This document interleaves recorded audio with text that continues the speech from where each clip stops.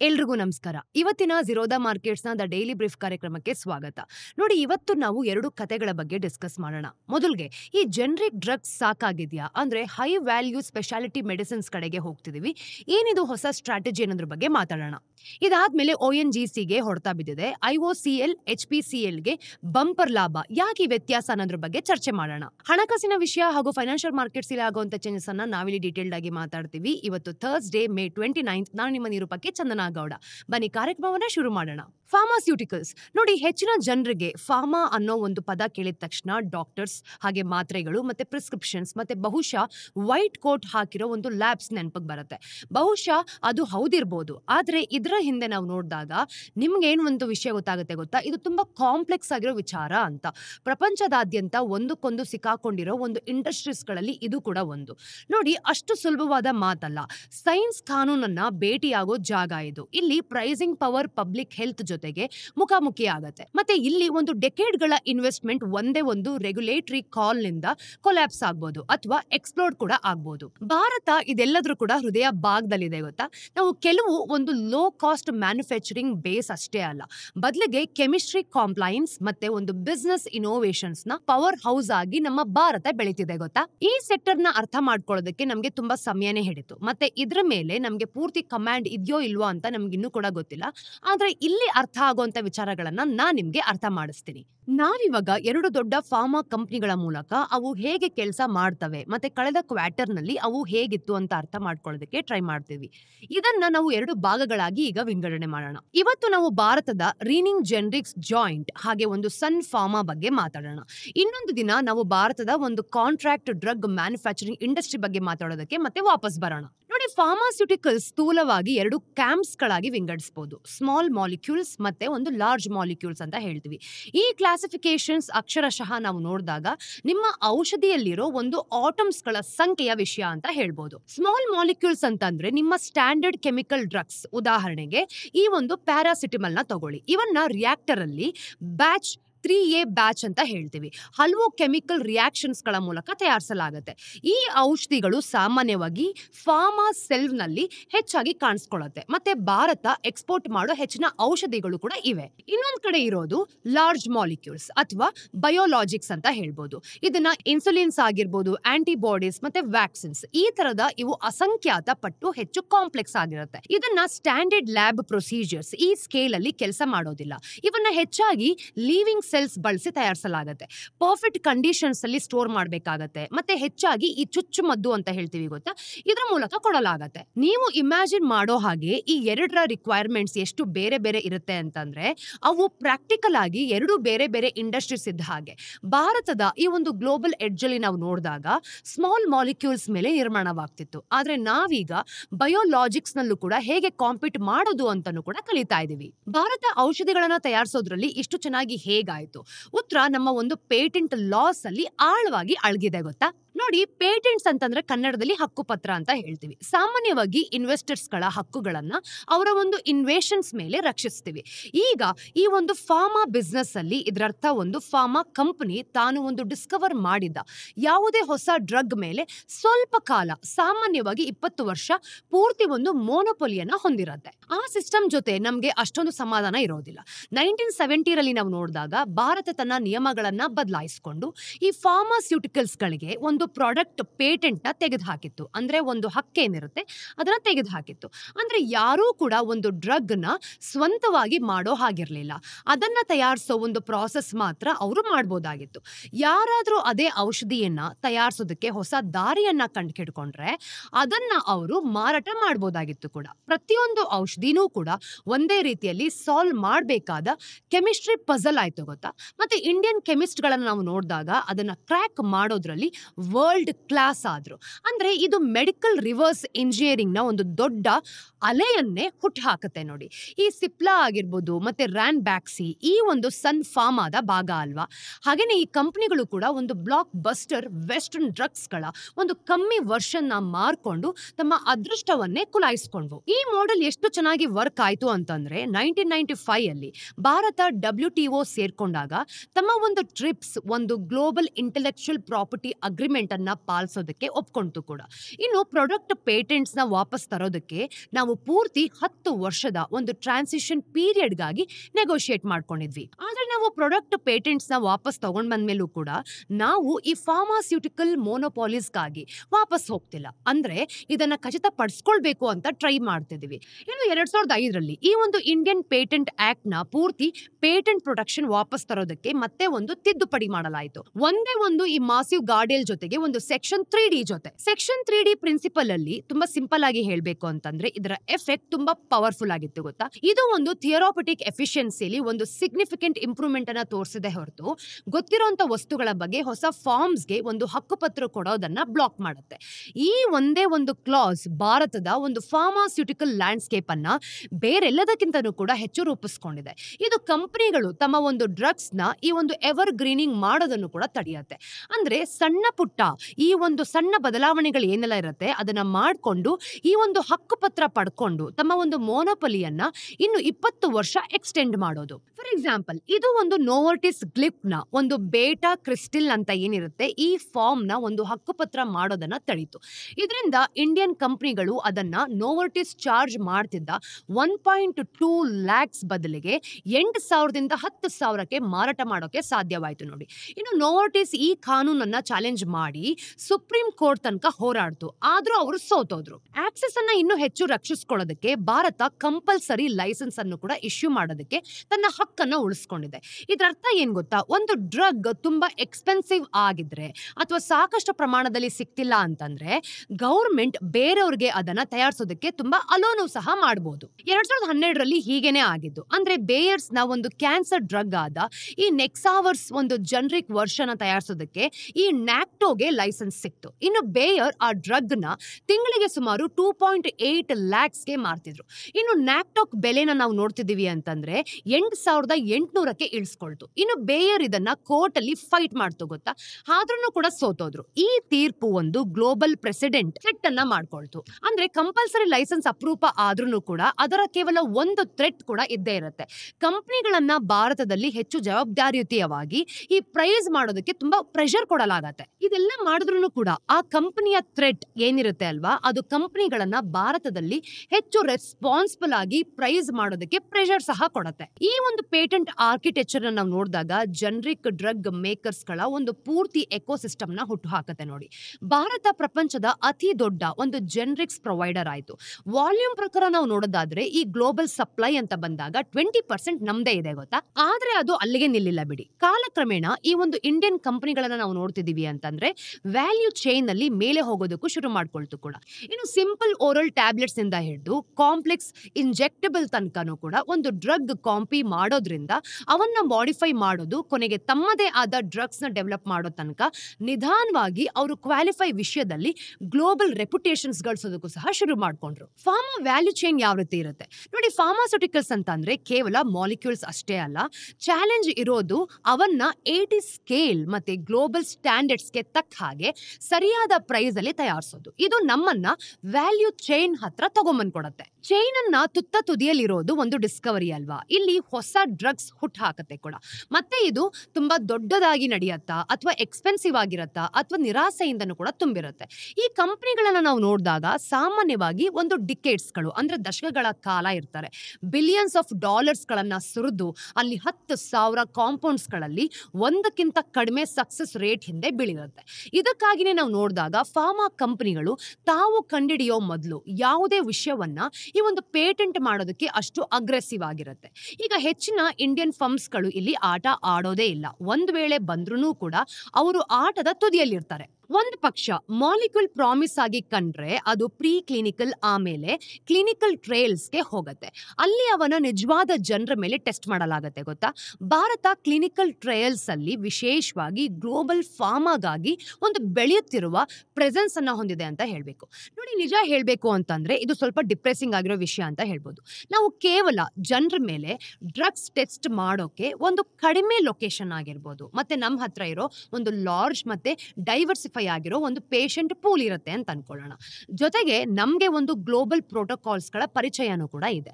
ಹಾಗೆಯೇ contract research organisation ಆಗಿರ್ಬೋದು ಅಥವಾ CROsಗಳು ಈ ಒಂದು ಟ್ರಯಲ್ಸ್ ನಡೆಸೋದಕ್ಕೆ ಸಹಾಯನೂ ಕೂಡ ಮಾಡ್ತವೆ. ಈಗ ನಮ್ಮ ಪೇಷಂಟ್ಸ್ಗಳ ಬಗ್ಗೆ ಮಾತಾಡೋಣ. ಅವರು ಅವಾಗವಾಗ ರೆಕ್ರೂಟ್ ಸಹ ಮಾಡ್ಕೊಳ್ತಾರೆ. ಈ ಡೇಟಾ ಕಲೆಕ್ಟ್ ಏನಾದರೂ ಅವ್ರು ಮಾಡ್ತಿದ್ದಾರೆ ಅಂತಂದ್ರೆ ಅದ್ರ ಜೊತೆಗೆ ರೆಗ್ಯುಲೇಟರ್ಸ್ಗಳು ಕೂಡ ಕೋಆರ್ಡಿನೇಟ್ ಅವಾಗವಾಗ ಮಾಡಲೇಬೇಕು. ಆಮೇಲೆ ಬರೋದು API ಮ್ಯಾನುಫ್ಯಾಕ್ಚರಿಂಗ್. ಯಾವುದೇ ಡ್ರಗ್ನ ಬ್ಯಾಕ್ ಬೋನ್ ಇದು ಅಂತ ಹೇಳ್ಬೋದು. API ಅಂತಂದ್ರೆ ಒಂದು ಆಕ್ಟಿವ್ ಫಾರ್ಮಾಸ್ಯೂಟಿಕಲ್ ಇಂಗ್ರೀಡಿಯೆಂಟ್ ಅಂತ ಹೇಳ್ತೀವಿ. ಈ ಡ್ರಗ್ನ ನಿಜವಾಗ್ಲೂ ಕೂಡ ಕೆಲಸ ಮಾಡೋ ಒಂದು ಭಾಗ ಇದು. ಭಾರತ ಪ್ರಪಂಚದ ಅತಿ ದೊಡ್ಡ API ಒಂದು ಪ್ರೊಡ್ಯೂಸರ್ಸ್ಗಳಲ್ಲಿ ಒಂದು. ಆದ್ರೆ ಇಲ್ಲೊಂದು ಕ್ಯಾಚ್ ಇದೆ. ಹಲವಾರು ಈ APIಗಳಿಗೆ ಭಾರತ ಇನ್ನೂ ಕೂಡ ಒಂದು ಕೀ ಸ್ಟಾರ್ಟಿಂಗ್ ಮೆಟೀರಿಯಲ್ಸ್ ಮತ್ತೆ ಒಂದು ಕೆಮಿಕಲ್ ಇಂಟರ್ಮೀಡಿಯೇಟ್ಸ್ಗಳಾಗಿ ಕೆಲಸ ಮಾಡ್ತಿದೆ ಅಂತ ಹೇಳ್ಬೋದು. ಹಾಗೆ ಚೈನಾ ಕೂಡ ಇದರಲ್ಲಿ ಒಂದು ಭಾಗ ಆಗಿದೆ. ಈಗ ಇದ್ರ ಮೇಲೆ ಡಿಪೆಂಡ್ ಆಗಿದೆ ಅಂತಲೂ ಕೂಡ ಹೇಳಿದ್ರೆ ಖಂಡಿತವೂ ಕೂಡ ತಪ್ಪಾಗಲ್ಲ. ಭಾರತದ ಒಂದು ಬಲ್ಕ್ ಡ್ರಗ್ ಇಂಪೋರ್ಟ್ಸ್ಗಳ ಒಂದು ಸುಮಾರು ನಾವು ನೋಡಿದಾಗ 70% ಚೈನಾದಿಂದಾನೇ ಬರುತ್ತೆ. ಹಾಗೇನೆ ಇದು ಒಂದು ದೊಡ್ಡ ರಿಸ್ಕ್. ಮತ್ತೆ ಕೋವಿಡ್ ಸಮಯದಲ್ಲಿ ನಾವು ನೋಡ್ತಿದ್ದೀವಿ ಅಂತಂದ್ರೆ ಇದು ತೀವ್ರವಾಗಿ ಗಮನಕ್ಕೆ ಬಂದಿತ್ತು. ಈಗ ಇಂಡಿಯನ್ ಗವರ್ಮೆಂಟ್ ಅಂದಿನಿಂದ ಲೋಕಲ್ ಪ್ರೊಡಕ್ಷನ್ ನ ಬೂಸ್ಟ್ ಮಾಡೋದಕ್ಕೆ ಮತ್ತೆ ಈ ಡಿಪೆಂಡೆನ್ಸಿನ ಕಡಿಮೆ ಮಾಡ್ಕೊಳ್ಳೋದಕ್ಕೆ ಈ ಒಂದು ಇನ್ಸೆಂಟಿವ್ ಸ್ಕೀಮ್ಸ್ ಅನ್ನು ಕೂಡ ತಗೊಂಡ್ಬಂದಿದೆ. APIs ಆದ್ಮೇಲೆ ಬರೋದು ಫಾರ್ಮುಲೇಷನ್ಸ್ ಅಂತ ಹೇಳ್ತೀವಿ. ಇಲ್ಲಿ ಇಂಗ್ರೀಡಿಯೆಂಟ್ಸ್ ನ ಪಿಲ್ಸ್ ಅಥವಾ ವಯಾಲ್ಸ್ ಗಳಿಗಾಗಿ ಬದಲಾಯಿಸುತ್ತೆ. ಇಲ್ಲಿ ಸನ್ ಫಾರ್ಮಾ ಬರುತ್ತೆ. ಸಿಪ್ಲಾ ಮತ್ತೆ ಡಾಕ್ಟರ್ ರೆಡ್ಡಿಸ್ ತರದ ಕಂಪನಿಗಳು ಇಲ್ಲಿ ಡಾಮಿನೇಟ್ ಮಾಡ್ತಾ ಇದೆ ಗೊತ್ತಾ. ಅವರು ಮಾಸಿವ್ ಪ್ಲಾಂಟ್ಸ್ ಗಳನ್ನ ನಡೆಸ್ತಾರೆ. ಕೆಲವು ಟ್ಯಾಬ್ಲೆಟ್ಸ್ ಗಳಾಗಿರ್ಬೋದು ಮತ್ತೆ ಕೆಲವು ಸ್ಟೆರೈಲ್ ಇಂಜೆಕ್ಟಬಲ್ ಪ್ರೊಡ್ಯೂಸ್ ಕೂಡ ಮಾಡ್ತವೆ. ಕೆಲವು ಇನ್ಹೇಲರ್ಸ್ ಮತ್ತೆ ಐ ಡ್ರಾಪ್ಸ್ ನಲ್ಲಿ ತುಂಬಾ ಸ್ಪೆಷಾಲಿಟಿನೂ ಕೂಡ ಹೊಂದಿದೆ ಅಂತ ಹೇಳಿದ್ರೆ ತಪ್ಪಾಗಲ್ಲ. ಈ ಫೆಸಿಲಿಟೀಸ್ ಗಳಲ್ಲಿ ಹಲವು FDA ಮತ್ತೆ EMA ಅಪ್ರೂವ್ಡ್ ಆಗಿರುತ್ತೆ ಗೊತ್ತಾ. ಮತ್ತು ಅದೊಂದು ದೊಡ್ಡ ರಕ್ಷಣಾತ್ಮಕ ಅನುಕೂಲ ಅಂತ ಹೇಳ್ಬೋದು. ಇದು US ಮತ್ತೆ ಯುರೋಪ್ಗೆ ಎಕ್ಸ್ಪೋರ್ಟ್ ಮಾಡೋ ಲೈಸೆನ್ಸ್ ಕೂಡ ಹೊಂದಿರುತ್ತೆ. ಈ ಬಿಸ್ನೆಸ್ ನ ಈ ಭಾಗದಲ್ಲಿ ಕಂಪ್ಲೈಯನ್ಸ್ ತುಂಬಾನೇ ಕೀ ಪಾಯಿಂಟ್. ಒಂದೇ ಒಂದು ಫೇಲ್ಡ್ ಇನ್ಸ್ಪೆಕ್ಷನ್ ಒಂದು ಪ್ಲಾಂಟ್ ನ ಶಟ್ ಡೌನ್ ಮಾಡಬಹುದು. ಅಂದ್ರೆ ಅದಕ್ಕಾಗಿನೇ ಈ ಫಾರ್ಮಾ ಕಂಪನಿಗಳು ಡೇಟಾ ಇಂಟಿಗ್ರಿಟಿ ಆಗಿರ್ಬೋದು, ಬ್ಯಾಚ್ ರೆಕಾರ್ಡ್ಸ್ ಮತ್ತೆ ಎಲೆಕ್ಟ್ರಾನಿಕ್ ಆಡಿಟ್ ಟ್ರಯಲ್ಸ್ ಗಳಿಗೆ ಅತಿಯಾಗಿ ತಲೆ ಕೆಡಿಸ್ಕೊಳ್ಳುತ್ತೆ ಗೊತ್ತಾ. ಇಂಡಿಯನ್ ಫರ್ಮ್ಸ್ ಹಿಂದೆ ಇಲ್ಲಿ ಒಂದು ಸೆಟ್ ಬ್ಯಾಕ್ಸ್ ಎದುರಿಸುತ್ತೆ. ಆದ್ರೆ ಓವರ್ ಆಲ್ ಆಗಿ ನಾವು ನೋಡಿದಾಗ ಕಂಪ್ಲೈಯನ್ಸ್ ಗಣನೀಯವಾಗಿ ಇಂಪ್ರೂವ್ ಆಗ್ತಾ ಬರ್ತಾ ಇದೆ. ಕೊನೆಗೆ ಒಂದು ಡ್ರಗ್ ಮ್ಯಾನುಫ್ಯಾಕ್ಚರ್ ಆದ್ಮೇಲೆ ಅದನ್ನ ಪ್ಯಾಕೇಜ್ ಮಾಡೋದ್ರಿಂದ ಹಿಡಿದು ಬ್ರ್ಯಾಂಡಿಂಗ್ ಇಂದ ಹಿಡಿದು ಮತ್ತೆ ಶಿಪ್ ಕೂಡ ಮಾಡಲೇಬೇಕಾಗತ್ತೆ. ಇಂಡಿಯನ್ ಮಾರ್ಕೆಟ್ ಅಲ್ಲಿ ಹೆಚ್ಚಿನ ಡ್ರಗ್ಸ್ ಬ್ರಾಂಡೆಡ್ ಜನರಿಕ್ಸ್ ಆಗಿ ಮಾರಾಟ ಆಗುತ್ತೆ ಅಲ್ವಾ. ಅಂದ್ರೆ ಬೇರೆ ಬೇರೆ ಕಂಪನಿಗಳು ಒಂದೇ ಮಾಲಿಕ್ಯೂಲ್ಸ್ ಮೇಲೆ ಅಂದ್ರೆ ಬೇರೆ ಬೇರೆ ಬ್ರ್ಯಾಂಡ್ಸ್ ನೇಮ್ ಅಡಿಯಲ್ಲಿ ಮಾರಾಟ ಮಾಡ್ತಾರೆ. ಇದನ್ನ ನಾವು ಒಂದು ಮರ್ಕಿ ಏರಿಯಾದಲ್ಲಿ ನೋಡ್ತಿದೀವಿ ಅಂತಂದ್ರೆ ತುಂಬಾ ಆಳವಾದ ಕಾಂಪಿಟೇಷನ್ ಖಂಡಿತವಾಗ್ಲೂ ಇರುತ್ತೆ. ಡಾಕ್ಟರ್ಸ್ ಇನ್ನೂ ಕೂಡ ಬ್ರ್ಯಾಂಡ್ ಹೆಸರಲ್ಲಿ ಈ ಪ್ರಿಸ್ಕ್ರೈಬ್ ನ ಮಾಡ್ತಾನೆ ಇರ್ತಾರೆ. ಅದರಲ್ಲಿರೋ ಕೆಮಿಕಲ್ಸ್ ಹೆಸರಲ್ಲ. ಆದ್ರೆ ಮತ್ತೆ ಇದಕ್ಕೋಸ್ಕರ ನಾವು ನೋಡಿದಾಗ ಕಂಪನಿಗಳು ತಮ್ಮ ಒಂದು large teams of medical representatives ಕೂಡ ಇದ್ರ ಮೂಲಕನೇ ಮಾಡೋದು. ಅಂದ್ರೆ ಮೈಂಡ್ ಸೆಟ್ ಯಾವ ರೀತಿ ಇರಬೇಕು ಅಂತಂದ್ರೆ ಕಾಂಪೀಟ್ ಮಾಡಬೇಕಾದ್ರೆ ನಮ್ಮ ಒಂದು ಪ್ರಾಡಕ್ಟ್ಸ್ ಯಾವ ರೀತಿ ಈ ಮಾರ್ಕೆಟ್ ನಲ್ಲಿ ರೆಪ್ರೆಸೆಂಟ್ ಮಾಡುತ್ತೆ ಅನ್ನೋದನ್ನು ಕೂಡ ಇವ್ರು ನೋಡ್ಕೊಳ್ಬೇಕಾಗತ್ತೆ. ಈ ರೇಸ್ ಭಾರತಕ್ಕೆ ತುಂಬಾ ಯುನೀಕ್ ಆಗಿದೆ ಕೂಡ. ವಿದೇಶಗಳಲ್ಲಿ ಇದೇ ಕಂಪನಿಗಳು ಕೇವಲ ಪ್ರೈಸ್ ಮೇಲೆ ಕಾಂಪೀಟ್ ಮಾಡತ್ತೆ ಗೊತ್ತಾ. ಹಾಗೇನೆ ಡಿಸ್ಟ್ರಿಬ್ಯೂಷನ್ ವಿಷಯಕ್ಕೆ ಬಂದಾಗ ಇದು ಒಂದು ದೊಡ್ಡ ಚಾಲೆಂಜ್ ಅಂತ ಹೇಳ್ಬೋದು. ಭಾರತದಲ್ಲಿ 12,000ಕ್ಕೂ ಹೆಚ್ಚು ಸ್ಟಾಕಿಸ್ಟ್ ಮತ್ತೆ 2,50,000 ಒಂದು ಫಾರ್ಮಸಿಸ್ ಇವೆ. ಇಲ್ಲಿ ಹೆಚ್ಚಾಗಿ ನಾವು ನೋಡಿದಾಗ 1mg ಮತ್ತೆ ನೆಟ್ ಮೆಡ್ಸ್ ತರದ ಈ ಫಾರ್ಮಸಿಸ್ ತಮ್ಮದೇ ಆದ ಪ್ರವೇಶವನ್ನು ಕೂಡ ಮಾಡ್ತಿದೆ. ಇನ್ನು ಬಯೋಲಾಜಿಕ್ಸ್ಗೆ ಒಂದು ಕೋಲ್ಡ್ ಚೈನ್ ಲಾಜಿಸ್ಟಿಕ್ಸ್ ಕೂಡ ಬೇಕಾಗತ್ತೆ. ಇನ್ನು ವೇರ್ ಹೌಸಿಂಗ್ ನ ತಗೊಂಡಾಗ ಇಲ್ಲಿ ಒಂದು ಇನ್ವೆಂಟರಿ ಮ್ಯಾನೇಜ್ಮೆಂಟ್ ಮತ್ತೆ ರೆಗ್ಯುಲೇಟರಿ ಲೇಬಲಿಂಗ್ ಎಲ್ಲವೂ ಕೂಡ ತುಂಬಾ ಕಟ್ಟುನಿಟ್ಟಾಗಿ ಕಂಟ್ರೋಲ್ಡ್ ಆಗಿರುತ್ತೆ.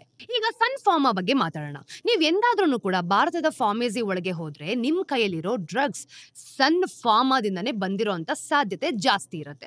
ಅವರು ಕೇವಲ ಯಾವುದೋ ಫಾರ್ಮಾ ಪ್ಲೇಯರ್ ಅಲ್ಲ, ಅವರು ಭಾರತದ ಅತಿ ದೊಡ್ಡ ಫಾರ್ಮಾಸ್ಯೂಟಿಕಲ್ ಕಂಪನಿ ಮತ್ತೆ ಪ್ರಪಂಚದ ಟಾಪ್ 4 ಜನರಿಕ್ ಡ್ರಗ್ ಮೇಕರ್ಸ್ ಅಲ್ಲಿ ಒಬ್ರು.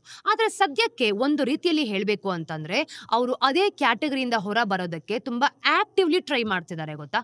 ಈಗ ಜನರಿಕ್ಸ್ ಇಂದ ಹೊರಬರೋದು ಸನ್ ತನ್ನ ಹೆಸರನ್ನ ಜನರಿಕ್ಸ್ ಅಂತ ಏನಿದೆ ಅಲ್ವಾ ಅದನ್ನ ಮಾರಾಟ ಮಾಡಿಕೊಂಡು, ಅಂದ್ರೆ ಈ ಒಂದು ಹಕ್ಕುಪತ್ರ ಎಕ್ಸ್ಪೈರ್ ಆದ್ಮೇಲೆ ಈ ಬ್ರಾಂಡೆಡ್ ಡ್ರಗ್ಸ್ ಗಳ ಕಾಪಿ ಕ್ಯಾಟ್ ವರ್ಷನ್ಸ್ ಏನಿರುತ್ತೆ ಮತ್ತೆ ಜನರಿಕ್ಸ್ ಕಂಪನಿಗಳು ಈ ಹಳೆ ಡ್ರಗ್ಸ್ ಅನ್ನ ಕಡಿಮೆ ರೇಟ್ಗಾಗಿ ಆಮೇಲೆ ಅದನ್ನ 80 ಸ್ಕೇಲ್ ಮಾಡ್ಕೊಂಡು ಈ ಒಂದು ಅಭಿವೃದ್ಧಿ ಹೊಂದುತ್ತಾ ಅನ್ನೋದನ್ನ ನೋಡ್ಕೊಂಡು ಇವರು ಅದನ್ನ ಸ್ಕೇಲ್ ಮಾಡಬೇಕು.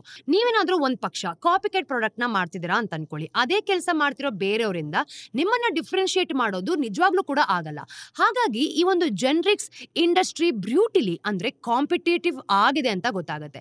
ಪ್ರೈಸಸ್ ನ ನೋಡ್ತಿದ್ದಾಗ ಇದು ಬೀಳ್ತಾನೆ ಇರುತ್ತೆ ಮತ್ತೆ ಮಾರ್ಜಿನ್ಸ್ ಕೂಡ ತುಂಬಾ ತೆಳುವಾಗಿರುತ್ತೆ. ಅದಕ್ಕೋಸ್ಕರನೇ ಕಳೆದ ಕೆಲವು ವರ್ಷಗಳಿಂದ ನಾವು ನೋಡಿದಾಗ ಈ ಸನ್ ಬ್ರ್ಯಾಂಡ್ ಏನಿದೆ ಅಲ್ವಾ, ಸದ್ದಿಲ್ಲದೆ ತನ್ನ ಒಂದು ರೀಪೊಸಿಷನ್ ಮಾಡ್ಕೊಳ್ತಾನೆ ಇದೆ. ಇನ್ನು ಜೆನ್ರಿಕ್ಸ್ ಇಂದ ನೋಡಿದಾಗ ಅತಿ ದೂರನೇ ಇದೆ ಬಿಡಿ. ಅದಕ್ಕಿಂತ ಹೆಚ್ಚು ತುಂಬಾ ಕಾಂಪಿಟೇಟಿವ್ ಆದ ಈ ಒಂದು ಸ್ಪೆಷಾಲಿಟಿ ಏನಿದೆ ಅಲ್ಲ, ಡ್ರಗ್ಸ್ ಕಡೆಗೆ ಯಾರು ಕೂಡ ಅಷ್ಟು ಬರ್ತಾ ಇಲ್ಲ. ಇವು ಕಾಂಪ್ಲೆಕ್ಸ್ ಫಾರ್ಮುಲೇಷನ್ಸ್ ಅನ್ನ ಹೊಂದಿದೆ. ಬಯೋಲಾಜಿಕ್ಸ್, ಇಂಜೆಕ್ಟಬಲ್ಸ್, ಡರ್ಮಟಾಲಜಿ ಅಥವಾ ಕ್ಯಾನ್ಸರ್ ಡ್ರಗ್ಸ್. ಇವು ಕ್ರಾನಿಕ್ಸ್ ಅಥವಾ ಸೀವಿಯರ್ ಇಲ್ನೆಸ್ ಗಳಿಗೆ ಟ್ರೀಟ್ ಮಾಡುತ್ತೆ. ಇವನ್ನ ತಯಾರಿಸೋದು ತುಂಬಾ ಕಾಂಪ್ಲಿಕೇಟೆಡ್ ವಿಷಯ.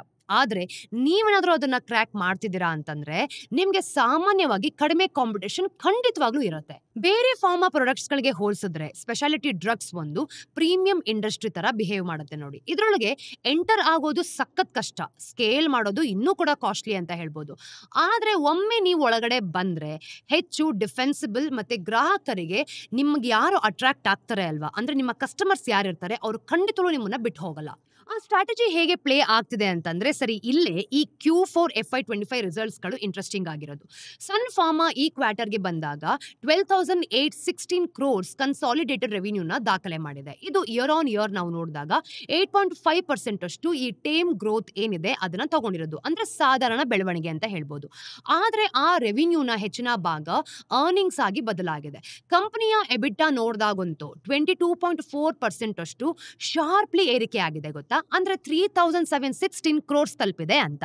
ಮತ್ತೆ ಮಾರ್ಜಿನ್ಸ್ ಕೂಡ 28.7% ಗೆ ಎಕ್ಸ್ಪೆಂಡ್ ಆಗಿದೆ. ಇದು ಕೇವಲ ಇತ್ತೀಚಿನ ಕ್ವಾರ್ಟರ್ಸ್ ಅಲ್ಲಿ ಪೋಸ್ಟ್ ಮಾಡಿದ ಹೈಯೆಸ್ಟ್ ಮಾರ್ಜಿನ್ಸ್ ಗಳಲ್ಲಿ ಒಂದು. ಅವರ ಫೈನಲ್ ಬಾಟಮ್ ಲೈನ್ ಅಷ್ಟೊಂದು ಇಂಪ್ರೆಸಿವ್ ಆಗಿರಲಿಲ್ಲ. ಅಂದ್ರೆ ಅಡ್ಜಸ್ಟೆಡ್ ನೆಟ್ ಪ್ರಾಫಿಟ್ ನೋಡಿದಾಗ 2,889 crores ಬಂದಿದೆ ಅಂತ. ಇದು ಇಯರ್ ಆನ್ ಇಯರ್ 4.8% ಹೆಚ್ಚು. ಆದ್ರೆ ರಿಪೋರ್ಟೆಡ್ ಪ್ಯಾಟ್ ನ ನೋಡಿದಾಗ ಈ ಲಿಂಡ್ರಾ ಥೆರಪಿಟಿಕ್ಸ್ ಇಂದ ಅಲ್ಲಿನ ಇನ್ವೆಸ್ಟ್ಮೆಂಟ್ ಮೇಲೆ 2,597 crores ಈ ಒಂದು ಇಂಪೇರ್ಮೆಂಟ್ ಕಾರಣದಿಂದ 2,149 crores ಗೆ ಇಳಿದೋಗಿದೆ. ಆ ಪ್ಯಾಟ್ ಕಡಿಮೆ ಆಗಿರೋದು ನಿಮ್ಮನ್ನ ಈ ಕೋರ್ ಆಪರೇಷನ್ಸ್ ಬಗ್ಗೆ ಹೆಚ್ಚು ಚಿಂತೆಗಿಡು ಮಾಡಬಾರ್ದು ಆ ರೀತಿ ಒಂದು ಕೆಲಸನ ಕೊಟ್ಟಿದೆ. ಅದು ಒನ್ ಟೈಮ್ ಅಕೌಂಟಿಂಗ್ ಹಿಟ್ ನಿಂದ ಆಗಿರೋದು, ಬಿಸ್ನೆಸ್ ಮಿಸ್ ಇಂದ ಖಂಡಿತವಾಗ್ಲೂ ಅಲ್ಲ. ಈಗ ಆ 12,816 crores ರೆವಿನ್ಯೂನ ನೋಡಿದಾಗ ಆ ಫಿಗರ್ ನ ಜಿಯೋಗ್ರಾಫಿಕ್ಸ್ ಮತ್ತೆ ಬಿಸ್ನೆಸ್ ಲೈನ್ಸ್ ಪ್ರಕಾರ ಏನಾದ್ರೂ ಬ್ರೇಕ್ ಮಾಡ್ತೀವಿ ಅಂತ ಅನ್ಕೊಳ್ಳಿ. ಬಿಸ್ನೆಸ್ ಹೇಗೆ ಸ್ಟ್ರಕ್ಚರ್ ಆಗಿದೆ ಅಂತ ನಮ್ಗೆ ನಿಖರವಾಗಿ ಗೊತ್ತಾಗೋಗುತ್ತೆ ಗೊತ್ತಾ. ಅಂದ್ರೆ ಬಿಸ್ನೆಸ್ ನ 1/3 ಭಾಗ ಇಂಡಿಯಾದಿಂದನೇ ಬರ್ತಿದೆ ಅಂತ, ಇನ್ನೊಂದು 1/3 ಭಾಗನ ನೋಡಿದಾಗ ಯುನೈಟೆಡ್ ಸ್ಟೇಟ್ಸ್ ನಿಂದ ಬರ್ತಿದೆ. ಅವರ ಉಳಿದ ಬಿಸ್ನೆಸ್ ಪ್ರಪಂಚದ ಬೇರೆ ಭಾಗಗಳ ಮಧ್ಯೆ, ಅಂದ್ರೆ ಅವರ ಸಣ್ಣ ಈ ಒಂದು API ಮ್ಯಾನುಫ್ಯಾಕ್ಚರಿಂಗ್ ವರ್ಟಿಕಲ್ಸ್ ಮಧ್ಯೆ ಹಂಚೋಗಿದೆ. ಇನ್ನು ಸನ್ ಇಂಡಿಯಾದಲ್ಲಿ ಮಾರ್ಕೆಟ್ ಶೇರ್ ಮತ್ತೆ ಪ್ರಿಸ್ಕ್ರಿಪ್ಷನ್ಸ್ ಅಲ್ಲಿ ನೋಡಿದಾಗ ಎರಡರಲ್ಲೂ ಕೂಡ ನಂಬರ್ 1 ಪ್ಲೇಯರ್.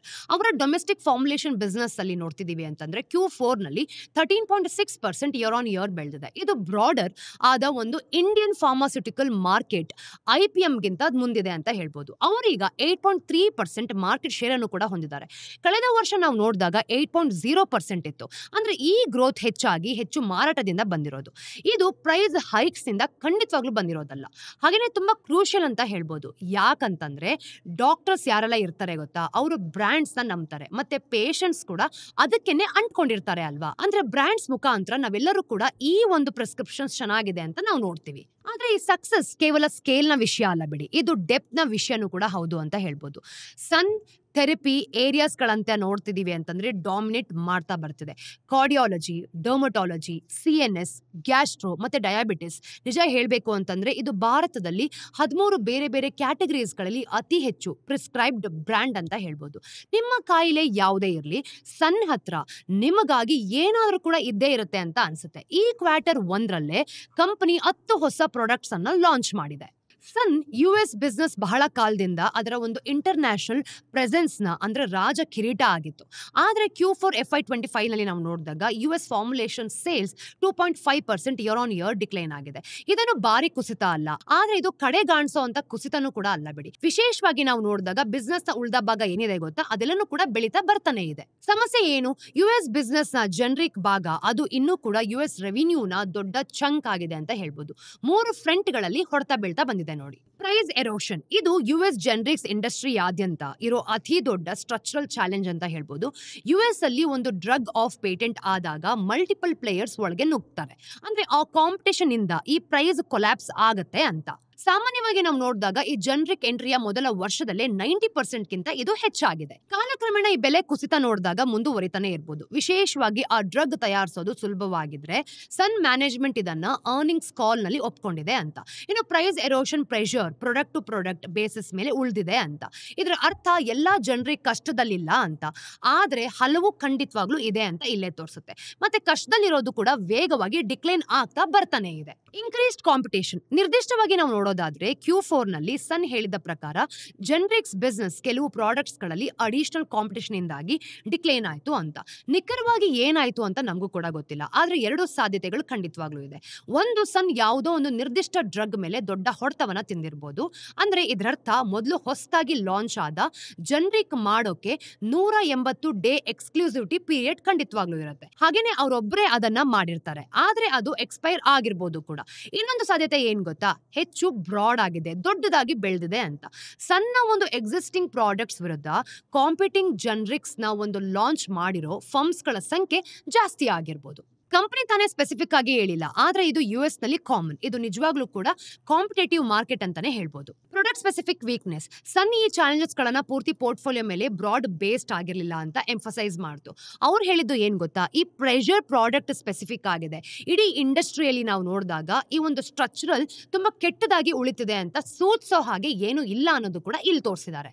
ಇನ್ನು ಜನರಿಕ್ ಡ್ರಗ್ಸ್ ಮಾಡೋದ್ರಲ್ಲಿ ಇಂತ ಒಂದು ತೀವ್ರವಾದ ಕಾಂಪಿಟೇಷನ್ ಇರೋದ್ರಿಂದ ಸನ್ ಸ್ಪೆಷಾಲಿಟಿ ಪ್ರಾಡಕ್ಟ್ಸ್ ಗಳನ್ನ ಒಂದು ದಾರಿಯಾಗಿ ನೋಡ್ಕೊಳ್ತಿದೆ. ಇದು ಈಗ ಸನ್ನ ಒಂದು ಗ್ಲೋಬಲ್ ರೆವಿನ್ಯೂನ ಸುಮಾರು 20% ಭಾಗವನ್ನ ಹೊಂದಿದೆ ಕೂಡ. ಇದು ಕೆಲವೇ ವರ್ಷಗಳ ಹಿಂದೆ 15% ಇದ್ದಕ್ಕಿಂತ ಹೆಚ್ಚು ಅಂತ ಹೇಳ್ಬೋದು. ಇದು ಪೂರ್ತಿಯಾಗಿ ಒಂದು ಹೊಸ ತರದ ಬಿಸ್ನೆಸ್.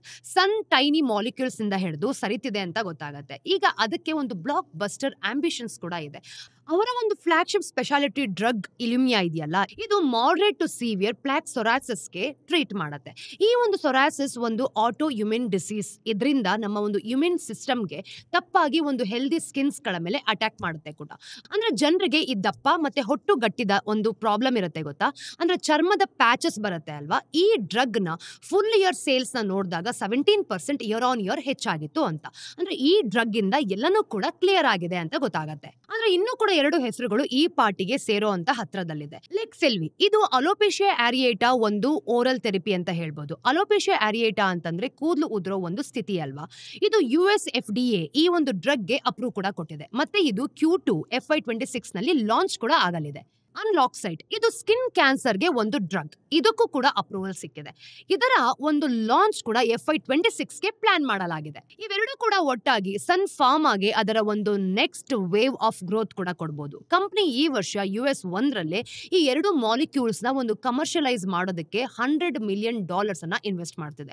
ಇನ್ನು ಹೆಚ್ಚು ಬೇಗನೆ ಕೂಡ ಬರ್ಬೋದು. ಸನ್ನ ಒಂದು ರಿಸರ್ಚ್ ಅಂಡ್ ಡೆವಲಪ್ಮೆಂಟ್ ಪೈಪ್ಲೈನ್ ನಲ್ಲಿ ನೋಡಿದಾಗ 8 ಈ ಒಂದು ನಾವೆಲ್ ಸ್ಪೆಷಾಲಿಟಿ ಮಾಲಿಕ್ಯೂಲ್ಸ್ ಕ್ಲಿನಿಕಲ್ ಟ್ರಯಲ್ಸ್ ಕೂಡ ಮಾಡ್ತಿದೆ. ಮತ್ತೆ ಡಜನ್ ಗಟ್ಲೆ ಅವರು ಹಿಂದೆನೆ ಕೂಡ ಇದ್ದಾರೆ ಅಂತ ಹೇಳ್ಬೋದು. ನಿಜ ಹೇಳ್ಬೇಕು ಅಂತಂದ್ರೆ ಈ ಕ್ವಾರ್ಟರ್ ನಲ್ಲಿ ಕಂಪನಿಯ ಪೂರ್ತಿ ರಿಸರ್ಚ್ ಅಂಡ್ ಡೆವಲಪ್ಮೆಂಟ್ ಸ್ಪೆಂಡ್ ನ ಸುಮಾರು 36% ಸ್ಪೆಷಾಲಿಟಿಗಾಗಿನೇ ಖರ್ಚಾಗಿದೆ. ಏನೋ ಒಂದು ಖಂಡಿತವೂ ತಯಾರಾಗ್ತದೆ. ಏನ್ ಆಗತ್ತೆ ಅನ್ನೋದನ್ನ ನಾವು ಮುಂದಿನ ದಿನಗಳಲ್ಲಿ ಕಾದು ನೋಡೋಣ. ಈಗ ಮುಂದಿನ ಸ್ಟೋರಿಯಲ್ಲಿ ಭಾರತದ ಆಯಿಲ್ ಸೆಕ್ಟರ್ ರಿಸಲ್ಟ್ಸ್ ಯಾವ ರೀತಿ ಇದೆ ಅಂತ ನೋಡೋಣ.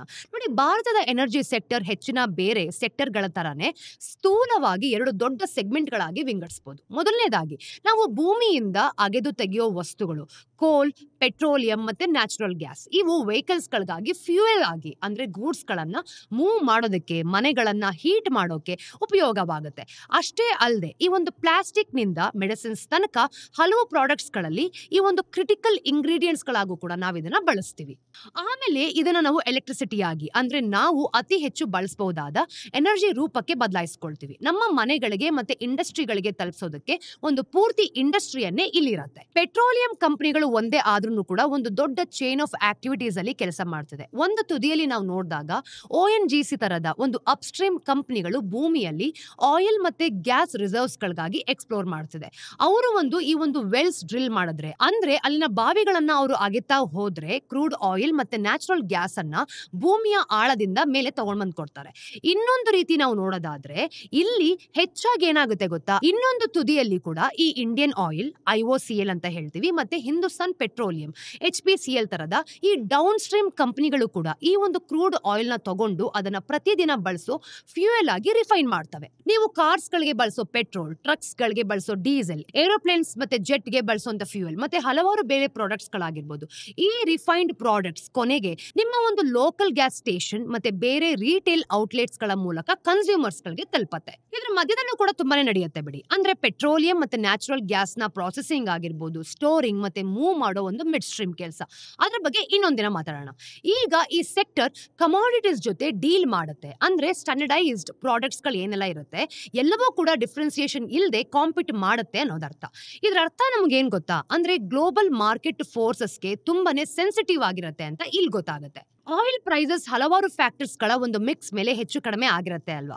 ಗ್ಲೋಬಲ್ ಸಪ್ಲೈ ಡಿಮ್ಯಾಂಡ್ ಡೈನಮಿಕ್ಸ್ ನಾವು ನೋಡಿದಾಗ ಈ ಜಿಯೋ ಪೊಲಿಟಿಕಲ್ ಕಾನ್ಫ್ಲಿಕ್ಟ್ಸ್ಗಳು ಮತ್ತೆ ಅನ್ಯೂಶುವಲ್ ವೆದರ್ ಕಂಡೀಷನ್ಸ್ ಮತ್ತೆ ಒಂದು ಬ್ರಾಡರ್ ಎಕನಾಮಿಕ್ ಟ್ರೆಂಡ್ಸ್ ಮೇಲೆ ಇದೆಲ್ಲನೂ ಕೂಡ ಡಿಪೆಂಡ್ ಆಗಿರುತ್ತೆ. ಇತ್ತೀಚೆಗೆ ಭಾರತದ ಅತಿ ದೊಡ್ಡ ಪೆಟ್ರೋಲಿಯಂ ಕಂಪನಿಗಳು ತಮ್ಮ ಒಂದು ಕ್ವಾರ್ಟರ್ಲಿ ರಿಸಲ್ಟ್ಸ್ ಅನ್ನ ರಿಲೀಸ್ ಮಾಡಿದೆ. ಮತ್ತೆ ಈ ನಂಬರ್ಸ್ ಒಂದು ಗಮನಾರ್ಹ ವಿಷಯವನ್ನ ತೋರಿಸುತ್ತೆ. ಆಯಿಲ್ ಪ್ರೈಸಸ್ ಡ್ರಾಮ್ಯಾಟಿಕಲಿ ಶಿಫ್ಟ್ ಆದಾಗ ಆಯಿಲ್ ಸೆಕ್ಟರ್ ಅಲ್ಲಿರೋ ಎಲ್ರಿಗೂ ಕೂಡ ಒಂದೇ ತರದ ಇಂಪ್ಯಾಕ್ಟ್ ಆಗೋದಿಲ್ಲ ಅಂತ. ಒಂದ್ ರೀತಿಯಲ್ಲಿ ಹೇಳ್ಬೇಕು ಅಂತಂದ್ರೆ ಈಗಿನ ಸಿನಾರಿಯೋನ ನೋಡಿದಾಗ ಈ ಅಪ್ಸ್ಟ್ರೀಮ್ ಪೇನ್ ಮತ್ತೆ ಡೌನ್ ಸ್ಟ್ರೀಮ್ ಗೇನ್ ಅಂತ ಒಂದು ಸಮರೈಸ್ ಕೂಡ ನಾವು ಮಾಡ್ತೀವಿ ನೋಡಿ. ಕ್ರೂಡ್ ಆಯಿಲ್ ಪ್ರೈಸಸ್ ನ ಪ್ರಪಂಚದಾದ್ಯಂತ ನೋಡಿದಾಗ ಹಲವು ತಿಂಗಳುಗಳಿಂದ ಕಡಿಮೆ ಆಗ್ತಾ ಬರ್ತಿದೆ. 2022ರಲ್ಲಿ 110 ಪರ್ ಬ್ಯಾರೆಲ್ ಡಾಲರ್ಸ್ ಇದ್ದದ್ದು ಹೆಚ್ಚಿನ ಪೀಕ್ ಗಿಂತ ಇವತ್ತು ಸುಮಾರು 60 to 70 ಪರ್ ಬ್ಯಾರೆಲ್ ಡಾಲರ್ಸ್ ಆಗಿದೆ. ನಿಜ ಹೇಳ್ಬೇಕು ಅಂತಂದ್ರೆ ಕೆಲವು ದಿನಗಳ ಹಿಂದೆ ಸ್ವಲ್ಪ ಹೊತ್ತು $60 ಗಿಂತನೂ ಕಡಿಮೆ ಇತ್ತು. ಈ ಡಿಕ್ಲೈನ್ಗೆ ಹಲವು ಕಾರಣಗಳಿದೆ. ಕೆಲವು ಫಂಡಮೆಂಟಲ್ಸ್ ಕೂಡ ಇದೆ ಅಂತ ಹೇಳ್ಬೋದು. ಚೈನಾ ತರದ ದೇಶಗಳಲ್ಲಿ ಈ ಸ್ಲೋವರ್ ಗ್ರೋತ್, ಅಮೆರಿಕಾಗಿಂತ ಹೆಚ್ಚಾಗಿ ಬರ್ತಿರೋ ಪ್ರೊಡಕ್ಷನ್ ಮತ್ತೆ ಗ್ರೀನ್ ಎನರ್ಜಿ ಟ್ರಾನ್ಸಿಷನ್ ದೃಷ್ಟಿಯಿಂದ ಆಯಿಲ್ ನ ಫ್ಯೂಚರ್ ಡಿಮ್ಯಾಂಡ್ ಬಗ್ಗೆ ಒಂದು ಅನ್ಸರ್ಟನಿಟಿ ಇದೆ ಅಂತ ಗೊತ್ತಾಗುತ್ತೆ. ಅದ್ರ ಜೊತೆಗೆ ನಾವು ನೋಡಿದಾಗ ಒಪೆಕ್ ಪ್ಲಸ್ ಎಲ್ಲಾ ತರದ ಒಂದು ಗೇಮ್ಸ್ ಅನ್ನು ಕೂಡ ಆಡ್ತಾ ಬರ್ತಿದೆ. ಅದರ ಬಗ್ಗೆ ನಾವು ಮೊದಲೇ ಕೂಡ ಮಾತಾಡಿದೀವಿ ಅಲ್ವಾ. ಭಾರತವನ್ನೇ ನೋಡಿ, ನಮ್ಮ ಒಂದು ಆಯಿಲ್ ಡಿಮ್ಯಾಂಡ್ ಕಳೆದ 3 ತಿಂಗಳಿಂದ ಕಾಂಟ್ರಾಕ್ಟ್ ಆಗಿದೆ ಅಂತ. ಹಾಗೇನೆ ಮುಂದಕ್ಕೆ ನಾವು ನೋಡಿದಾಗ ಮ್ಯೂಟ್ ಆಗ್ತಾ ಬರ್ತಾನೆ ಇರ್ತೀವಿ ಅನ್ನೋ ಒಂದು ಎಕ್ಸ್ಪೆಕ್ಟೇಷನ್ಸ್ ಕೂಡ ಇಟ್ಕೊಂಡಿದ್ದಾರೆ. ಸದ್ಯಕ್ಕಂತೂ ಯಾವುದೇ ಬೂಮ್ ಕಾಣಿಸ್ತಿಲ್ಲ ಬಿಡಿ, ಆದ್ರೆ ಒಂದು ಪೂರ್ತಿಯಾಗಿ ಬೇರೆ ಕಥನೆ ಇದೆ. ಆದ್ರೆ ತಕ್ಷಣಕ್ಕೆ ಇಲ್ಲೊಂದು ಇಂಟ್ರೆಸ್ಟಿಂಗ್ ವಿಷಯ ಇದೆ ನೋಡಿ. ಈ ಆಯಿಲ್ ಪ್ರೈಸ್ ಡಿಕ್ಲೈನ್ ನಾವು ನೋಡಿದಾಗ PNG ವ್ಯಾಲ್ಯೂ ಚೈನ್ ಅಲ್ಲಿರೋ ಒಂದು ಅಪ್ಸ್ಟ್ರೀಮ್ ಮತ್ತೆ ಡೌನ್ ಸ್ಟ್ರೀಮ್ ಕಂಪನಿಗಳ ಮಧ್ಯೆ ಒಂದು ಡೈವರ್ಸಿಫಿಕೇಶನ್ ಗೊತ್ತಾಗುತ್ತೆ. ಈ ಪ್ರೈಸಸ್ ಬಿದ್ದಾಗ ಆಯಿಲ್ ಡ್ರಿಲ್ ಮಾಡಿ ಬರುವಂತಹ ಬಿಸ್ನೆಸ್ ಅಲ್ಲಿರೋ ಯಾರಿಗೇ ಆಗ್ಲಿ ಅವರ ಒಂದು ರೆವಿನ್ಯೂ ಡ್ರಾಪ್ ಆಗ್ತಾ ಬರ್ತಿರುತ್ತೆ. ಓವರ್ ಆಲ್ ಆಯಿಲ್ ಪ್ರೈಸಸ್ ನಲ್ಲಿ ನಾವು ನೋಡಿದಾಗ ಪ್ರತಿ ಡಾಲರ್ ಡಿಕ್ಲೈನ್ ಆದಾಗ ಅವರು ಪ್ರೊಡ್ಯೂಸ್ ಮಾಡೋ ಪ್ರತಿ ಬ್ಯಾರೆಲ್ಗೂ ಸಹ ಲೋವರ್ ರೆವಿನ್ಯೂಸ್ ತರುತ್ತೆ ಅಲ್ವಾ. ಆದ್ರೆ ಇನ್ನೊಂದು ಕಡೆ ಈ ಒಂದು ಕ್ರೂಡ್ ಆಯಿಲ್ ನ ತಗೊಂಡು ಪ್ರಾಸೆಸ್ ಮತ್ತೆ ರಿಫೈನ್ ಮಾಡೋ ಈ ಒಂದು ಡೌನ್ ಸ್ಟ್ರೀಮ್ ಕಂಪನಿಗಳಿಗೆ ಲೋವರ್ ಇನ್ಪುಟ್ ಕಾಸ್ಟ್ ನಿಂದ ಬೆನಿಫಿಟ್ ಆಗ್ಬೋದು. ಈಗ ಒಂದು ಕ್ರೂಡ್ ಕಾಸ್ಟ್ ಕಡಿಮೆ ಆಗೋದು ಕೂಡ ಅವರು ಒಂದು ರಿಫೈನ್ಡ್ ಔಟ್ಪುಟ್ಸ್ ನ ಮೇಲೆ ಕಡಿಮೆ ಆಗೋದ್ರ ಮಧ್ಯೆ ಗ್ಯಾಪ್ ಅನ್ನ ಇಟ್ಕೊಂಡಿರ್ತಾರೆ. ಹಾಗೆ ಅವರ ಮಾರ್ಜಿನ್ಸ್ ಏನಿರುತ್ತೆ ಅಲ್ವಾ ಅದನ್ನು ಕೂಡ ಅವರು ರಕ್ಷಣೆ ಮಾಡ್ಕೊಳ್ಬಹುದು. ಭಾರತದ ಪ್ರಮುಖ ಆಯಿಲ್ ಕಂಪನಿಗಳ ಒಂದು Q4 2025 ರಿಸಲ್ಟ್ಸ್ ಅಲ್ಲಿ ನಾವು ಇದನ್ನೇ ನೋಡಿರೋದು. ONGCಯ ಒಂದು Q4 2025 ರಿಸಲ್ಟ್ಸ್ ಒಂದು ಹಾರರ್ ಶೋ ಆಗಿತ್ತು ಗೊತ್ತಾ. ಈ ಕ್ವಾರ್ಟರ್ ನಲ್ಲಿ ಅವರ ಒಂದು ಪರ್ಫಾರ್ಮೆನ್ಸ್ ನೋಡಿದಾಗ ಕಡಿಮೆ ಆಗ್ತಿರೋ ಒಂದು ಆಯಿಲ್ ಪ್ರೈಸಸ್ ನ ಸಮಯದಲ್ಲಿ ಒಂದು ಅಪ್ಸ್ಟ್ರೀಮ್ ಕಂಪನಿ ಎದುರಿಸೋ ಚಾಲೆಂಜಸ್ ಗಳನ್ನ ತೋರಿಸುತ್ತೆ.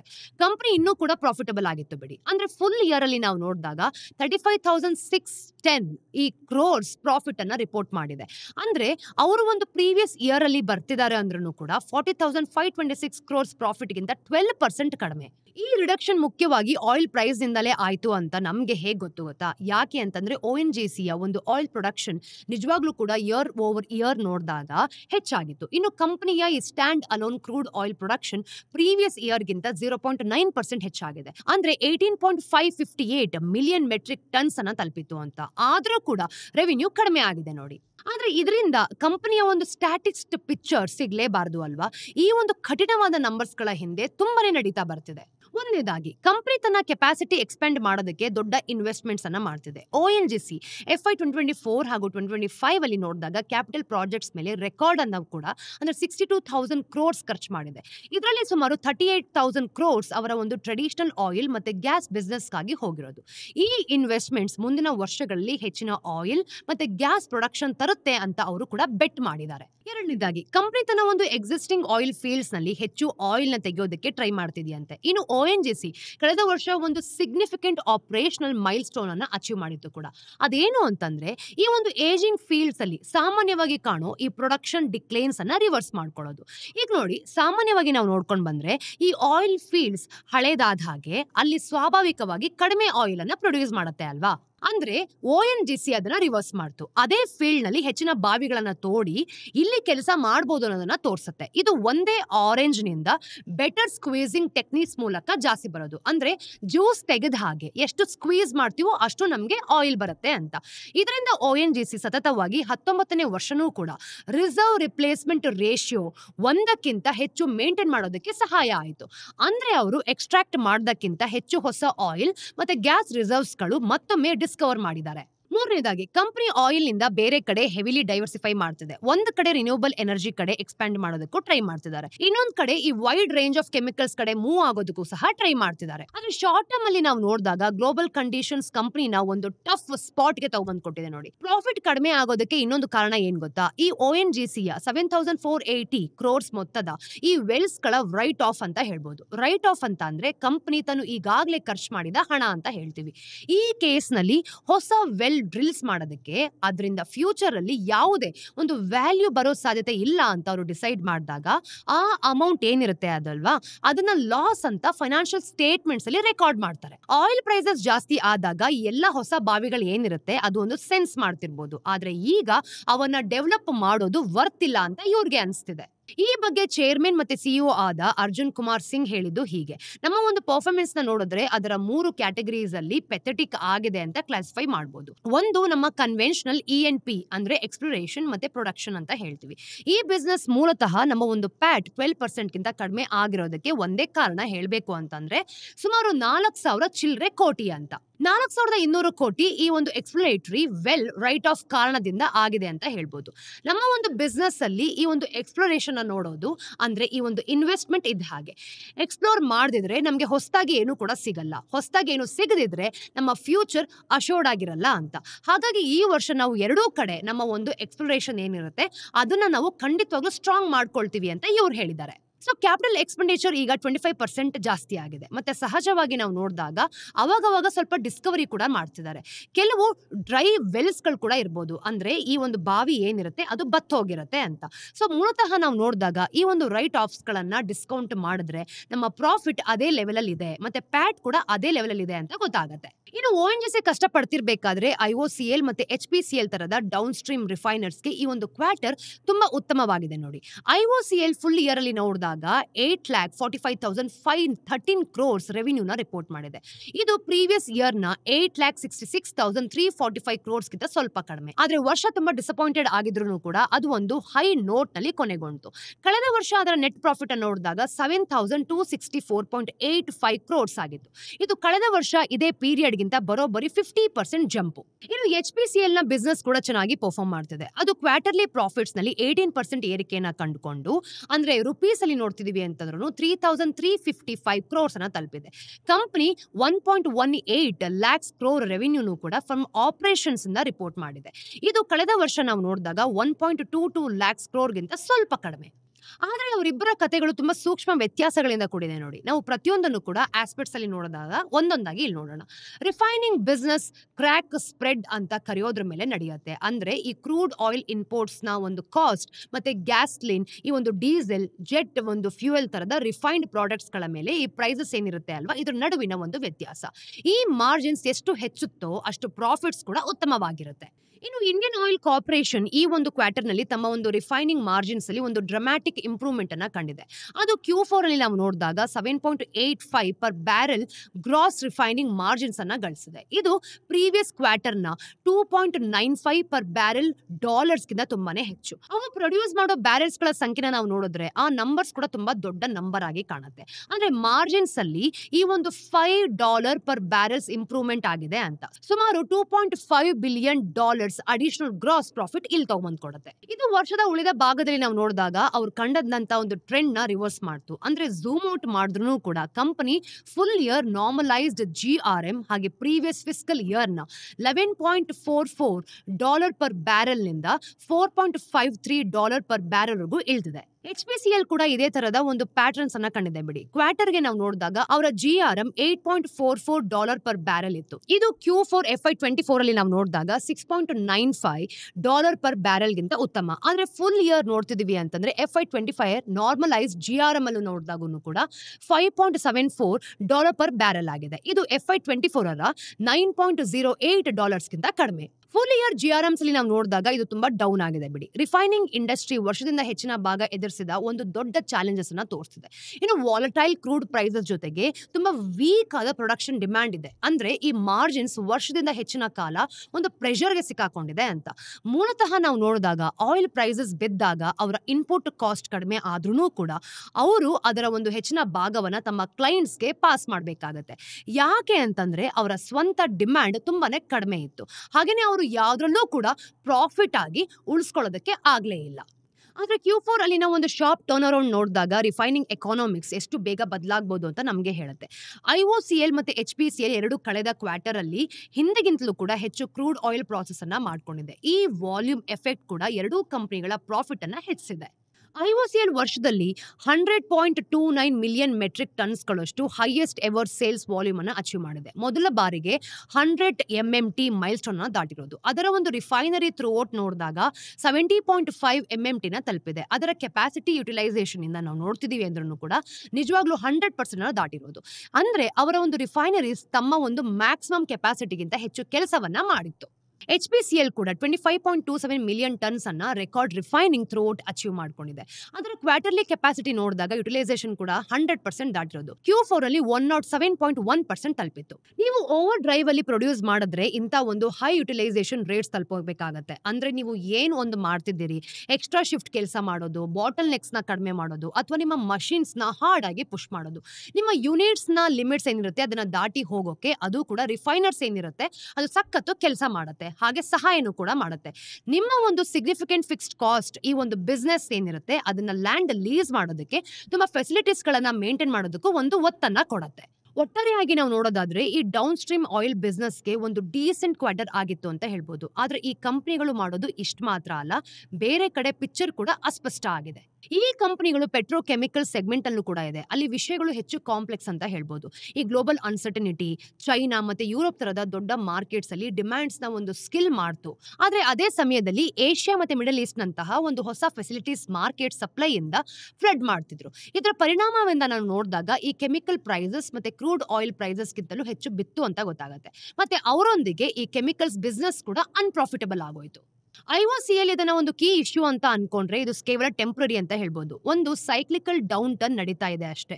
ಹಾಗೇನೆ ಒಂದು HPCL ಒಂದು ಸ್ಟ್ಯಾಂಡ್ ಅಲೋನ್ ಮತ್ತೆ ಕನ್ಸಾಲಿಡೇಟೆಡ್ ರಿಸಲ್ಟ್ಸ್ ಗಳನ್ನ ಹೋಲಿಸಿದಾಗ ಇದೇ ಸಮಸ್ಯೆ ಕಾಣಿಸುತ್ತೆ ನೋಡಿ. ನಾವು ಮೊದಲು ಮಾತಾಡಿದ 18% ಪ್ರಾಫಿಟ್ ಇನ್ಕ್ರೀಸ್ ನೋಡಿದಾಗ ಕೇವಲ HPCL ನ ಒಂದು ಸ್ಟ್ಯಾಂಡ್ ಅಲೋನ್ ರಿಸಲ್ಟ್ಸ್ ಮೇಲೆ ಇಲ್ಲಿ ಅವರ ಒಂದು ಕೋರ್ ಆಪರೇಷನ್ ಇದ್ದೇ ಇರುತ್ತೆ. ಅದರ ಒಂದು ಸಬ್ಸಿಡರೀಸ್ ಮತ್ತೆ ಒಂದು ಜಾಯಿಂಟ್ ವೆಂಚರ್ಸ್ ನ ಸೇರಿಸಿದಾಗ ಅದರ ಒಂದು ಕನ್ಸಾಲಿಡೇಟೆಡ್ ಪ್ರಾಫಿಟ್ಸ್ 25% ಕಡಿಮೆ ಆಯಿತು. ಇದರ ಒಂದು ಪ್ರೈಮರಿ ವಿಕ್ಟಿಮ್ಸ್ ಗಳಲ್ಲಿ ನಾವು ನೋಡಿದಾಗ HMEL ಅಂದ್ರೆ ಈ ಒಂದು ಮಿಟಲ್ ಎನರ್ಜಿ ಲಿಮಿಟೆಡ್ ಇದರ ಒಂದು HPCL ನ ಜಾಯಿಂಟ್ ವೆಂಚರ್ ಆಗಿದ್ದು ದೊಡ್ಡ ಪೆಟ್ರೋಕೆಮಿಕಲ್ ಆಪರೇಷನ್ಸ್ ಅನ್ನ ಹೊಂದಿದೆ. ಫ್ಯೂಯಲ್ ಜೊತೆಗೆ HMEL ಕ್ರೂಡ್ ಆಯಿಲ್ ಇಂದ ಸಾಕಷ್ಟು ಕೆಮಿಕಲ್ಸ್ ಮತ್ತೆ ಪ್ಲಾಸ್ಟಿಕ್ಸ್ ಕೂಡ ಪ್ರೊಡ್ಯೂಸ್ ಮಾಡುತ್ತೆ. ಮತ್ತೆ ಇದು Q4 2025 ನಲ್ಲಿ ಅಸೆಟ್ ಆಗೋ ಬದಲು ಲಯಬಿಲಿಟಿ ಆಯಿತು. ಎರಡೂ ಕಂಪನಿಗಳು ಭಾರತದ LPG ಸಬ್ಸಿಡಿ ಪಾಲಿಸಿಯಿಂದನೂ ಕೂಡ ಸಿಗ್ನಿಫಿಕೆಂಟ್ ಚಾಲೆಂಜ್ ಅನ್ನ ಎದುರಿಸ್ತಾ ಇದೆ. ನೋಡಿ, ಇಂಡಿಯಾದ LPG ಸಬ್ಸಿಡಿ ಸಿಸ್ಟಮ್ ಪ್ರಕಾರ ಆಯಿಲ್ ಮಾರ್ಕೆಟಿಂಗ್ ಕಂಪನಿಗಳು ಈ ಡೊಮೆಸ್ಟಿಕ್ ಕನ್ಸ್ಯೂಮರ್ಸ್ಗೆ ಈ ಕುಕಿಂಗ್ ಗ್ಯಾಸ್ ಸಿಲಿಂಡರ್ಸ್ ನ ಫಿಕ್ಸ್ಡ್ ಪ್ರೈಸ್ ಅಲ್ಲಿ ಅಂದ್ರೆ ಸಾಮಾನ್ಯವಾಗಿ ಮಾರ್ಕೆಟ್ ರೇಟ್ಸ್ ಗಿಂತ ಕಡಿಮೆ ಬೆಲೆಗೆ ಮಾರಾಟ ಮಾಡಬೇಕು. ಆಮೇಲೆ ಗವರ್ಮೆಂಟ್ ಈ ವ್ಯತ್ಯಾಸವನ್ನ ಕಂಪನಿಗಳಿಗೆ ರಿಎಂಬರ್ಸ್ ಮಾಡುತ್ತೆ. ಇದನ್ನ ಅಂಡರ್ ರಿಕವರಿ ಅಂತಾನೂ ಕೂಡ ಕರೀತಾರೆ. ಆದ್ರೆ ಇಲ್ಲೊಂದು ಸಮಸ್ಯೆ ಇದೆ. ಈ ರಿಎಂಬರ್ಸ್ಮೆಂಟ್ ಯಾವಾಗ್ಲೂ ಕೂಡ ಆನ್ ಟೈಮ್ ಆಗಿ ಬರೋದಿಲ್ಲ. ಅದರ ಮಧ್ಯೆ ಈ ಕಂಪನಿಗಳು ಲಾಸ್ ಅನ್ನ ಸಹಿಸಿಕೊಳ್ಬೇಕು. IOCL ಫುಲ್ ಇಯರ್ ಅಲ್ಲಿ ನೋಡಿದಾಗ 20,000 crores LPG ಅಂಡರ್ ರಿಕವರೀಸ್ ನಲ್ಲಿ ಅಬ್ಸರ್ವ್ ಮಾಡ್ಕೊಂಡ್ರೆ HPCL ಇದೇ ತರದ ಲಾಸ್ ನಲ್ಲಿ 10,900 ಈ ಕ್ರೋರ್ಸ್ ಗಳೇನಿದೆ ಇದನ್ನ ಎದುರಿಸಿದೆ. ಈ ಹೊರೆ HPCL ಗೆ ಅದರ ಒಂದು ಬಿಸ್ನೆಸ್ ಸ್ಟ್ರಕ್ಚರ್ಸ್ ನಿಂದಾಗಿ ವಿಶೇಷವಾಗಿ ತುಂಬಾ ತೀವ್ರವಾಗಿದೆ ಅಂತ ಹೇಳ್ಬೋದು. ಇನ್ನು ಡೊಮೆಸ್ಟಿಕ್ LPG ಸೇಲ್ಸ್ ಕಂಪನಿಯ ಟೋಟಲ್ LPG ಬಿಸ್ನೆಸ್ ನ ಸುಮಾರು 90% ಭಾಗವಾಗಿದೆ. ಅಂದ್ರೆ ಅವರು ತಮ್ಮ ಬಹುತೇಕ ಎಲ್ಲ ಕುಕಿಂಗ್ ಗ್ಯಾಸ್ ಸೇಲ್ಸ್ ನಲ್ಲೂ ಕೂಡ ಹೊಡೆತವನ್ನ ತಿಂದಿದ್ದಾರೆ. ಇನ್ನು ಕಮರ್ಷಿಯಲ್ ಮತ್ತೆ ಇಂಡಸ್ಟ್ರಿಯಲ್ LPG ಸೇಲ್ಸ್ ಅಲ್ಲಿ ಈ ಕಂಪನಿಗಳು ಮಾರ್ಕೆಟ್ ಬೇಸ್ಡ್ ಪ್ರೈಸಸ್ ಚಾರ್ಜ್ ಮಾಡ್ಕೋಬಹುದು. ಅದು ಅವರ LPG ಪೋರ್ಟ್ಫೋಲಿಯೋ ಕೇವಲ 10% ಅಷ್ಟೇ. ಅದಕ್ಕೋಸ್ಕರನೇ ಸದ್ಯಕ್ಕೆ ನಾವು ನೋಡಿದಾಗ HPCL ನ LPG ಬಿಸ್ನೆಸ್ ಅವರ ಪ್ರಾಫಿಟಬಿಲಿಟಿ ಮೇಲೆ ಒಂದು ಮಾಸಿವ್ ಡ್ರ್ಯಾಗ್ ಆಗಿದೆ. ಇನ್ನು ಸರ್ಕಾರ ವರ್ಷದಲ್ಲಿ ಕೆಲವು ಕ್ರಮವನ್ನ ತೆಗೆದುಕೊಂಡಿದೆ. ಎಲ್‌ಪಿಜಿ ಪ್ರೈಸಸ್‌ನ ಪ್ರತಿ ಸಿಲಿಂಡರ್‌ಗೆ ₹50 ಹೆಚ್ಚಿಸಿರೋದು. ಇದರಿಂದ ಪರ್ ಯೂನಿಟ್ ಅಂಡರ್ ರಿಕವರಿ ಕೂಡ ಕಡಿಮೆ ಆಗುತ್ತೆ. ಆದ್ರೆ ಅದು ಈ ಕಂಪನಿಗಳನ್ನ ಪೂರ್ತಿಯಾಗಿ ಪಾರ್ ಮಾಡೋಕೆ ಅಷ್ಟೊಂದೇನು ಸಾಕಾಗಲ್ಲ. ಭಾರತದ ಆಯಿಲ್ ಸೆಕ್ಟರ್‌ನ Q4 FY 2025 ರಿಸಲ್ಟ್ಸ್‌ಗಳು ಒಂದ್ ರೀತಿಯಲ್ಲಿ ಆ ಸ್ಟಡಿ ಇನ್ ಕಾಂಟ್ರಾಸ್ಟ್ ಆಗಿದೆ ನೋಡಿ. ಅಂದ್ರೆ ONGC ತರದ ಒಂದು ಅಪ್‌ಸ್ಟ್ರೀಮ್ ಪ್ಲೇಯರ್ಸ್ ಕಡಿಮೆ ಆಗ್ತಿರೋ ಈ ಒಂದು ಆಯಿಲ್ ಪ್ರೈಸಸ್‌ನಿಂದ ಒತ್ತಡಕ್ಕೆ ಸಿಲುಕಾಕೊಂಡಿದ್ದಾರೆ ಅಂತ. ಹಾಗೇನೆ ಇನ್ನೊಂದ್ ಕಡೆ ನಾವು ನೋಡಿದಾಗ IOCL ಮತ್ತೆ HPCL ತರದ ಈ ಡೌನ್ ಸ್ಟ್ರೀಮ್ ರಿಫೈನರ್ಸ್ ಏನಿದ್ದಾರೆ ಅವರು ಉತ್ತಮ ರಿಫೈನಿಂಗ್ ಮಾರ್ಜಿನ್ಸ್ ಎಂಜಾಯ್ ನ ಮಾಡಿದ್ರು ಕೂಡ ಮತ್ತೆ ಅವರ ಉತ್ಪಾದನೆ ಅವರಿಂದ ಒಂದು ಪ್ರಾಫಿಟ್ ಅನ್ನ ಡೆಲಿವರಿ ಮಾಡೋದಕ್ಕೆ ಸಾಧ್ಯ ಆಯಿತು ಅಂತ. ಆದ್ರೆ ಇದು ಹೀಗೆ ಮುಂದುವರಿಯುತ್ತೆ ಅನ್ನೋದು ಕೂಡ ಇನ್ನೂ ಕ್ಲಿಯರ್ ಆಗಿಲ್ಲ ಬಿಡಿ. ಈ ಬಿಸ್ನೆಸ್ ಪ್ರಪಂಚದಾದ್ಯಂತ ಆಯಿಲ್ ಮಾರ್ಕೆಟ್ ಅಲ್ಲಿ ಆಗೋ ಬದಲಾವಣೆಗಳಿಗೆ ತುಂಬಾ ಹಾಸ್ಟೇಜ್ ಆಗ್ತಿದೆ. ಇನ್ನು ಪೆಟ್ರೋಕೆಮಿಕಲ್ಸ್ ತರದ ಈ ವರ್ಟಿಕಲ್ಸ್ ಸ್ಟ್ರಕ್ಚರಲ್ ಮತ್ತೆ ಸೈಕ್ಲಿಕಲ್ ಪ್ರೆಷರ್ಸ್ ಎರಡನ್ನೂ ಕೂಡ ಎದುರಿಸ್ತಾ ಇದೆ. LPG ಸಬ್ಸಿಡೀಸ್ ಈ ಒಂದು ಬಿಸ್ನೆಸ್ ಮೇಲೆ ಲಾಂಗ್ ಟರ್ಮ್ ಕ್ವಶನ್ಸ್ ಮಾರ್ಕ್ಸ್ ಅನ್ನು ಕೂಡ ಹಾಕ್ತಿದೆ ಗೊತ್ತಾ. ಇದೆಲ್ಲದರ ಮಧ್ಯೆ ಈ ಒಂದು ಆಪರೇಷನಲ್ ಎಕ್ಸಲೆನ್ಸ್ ಹಾಗೆ ಈ ಕಂಪನಿಗಳನ್ನ ಒಂದು ಹಂತದವರೆಗೆ ಮಾತ್ರ ತಳ್ಳಿಬರುತ್ತೆ. ಅಂದ್ರೆ ಲಾಂಗ್ ಟರ್ಮ್ ಅಲ್ಲಿ ನಾವು ನೋಡಿದಾಗ ಈ ಕಂಪನಿಗಳ ಹೊರಗಡೆ ನಡೆಯುವಂತಹ ಈ ಘಟನೆಗಳು ಏನಿರುತ್ತೆ ಅದು ಈ ಒಂದು ಫ್ಯೂಚರ್ ನ ಯಾವ ರೀತಿ ಡಿಸೈಡ್ ಮಾಡುತ್ತೆ ಅನ್ನೋದನ್ನು ಕೂಡ ನಮ್ಗೆ ಗೊತ್ತಾಗುತ್ತೆ.